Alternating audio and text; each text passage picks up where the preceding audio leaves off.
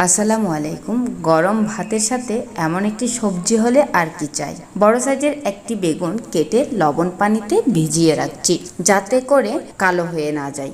এবার শিলপাটা নিয়ে নিচ্ছি কালো সরিষা, হলুদ সরিষা, দুটো কাঁচামরিচ, রসুনের কোয়া এবং কাজু বাদাম। নিরামিষ হলে রসুনটা বাদ দেবেন। পাটায় পিষে নিয়ে একটি প্লেটে উঠিয়ে রেখেছি। বাটা মশলা আরেকটি প্লেটে ঢেলে নিয়ে দিয়ে দিচ্ছি লবণ, লাল মরিচের গুঁড়া, জিরার গুঁড়া এবং হলুদের গুঁড়া, আর দিচ্ছি বেশ খানিকটা সরিষার তেল। এবার বেগুনগুলো দিয়ে ভালোভাবে মশলার সাথে মাখিয়ে নিচ্ছি। এবার যে পাত্রে ভাপাবো সেই পাত্রে বেগুনগুলো নিয়ে অল্প একটু পানি দিয়ে দিচ্ছি আরও দুটি কাঁচামরিচ ফালি এবং উপর থেকে দিয়ে দিচ্ছি খানিকটা সরিষার তেল। চুলায় একটি হাঁড়িতে স্ট্যান্ড দিয়ে রেখেছি, পাত্রটা দিয়ে দিয়েছি। এখন মনে পড়ে একটি শুকনো মরিচও দিয়ে দিই। ভাজা একটি শুকনো মরিচ দিয়ে ভাপিয়ে নিচ্ছি 20 মিনিটের মতো, আর ভাপানো হয়ে গেলে নামিয়ে নিয়েছি।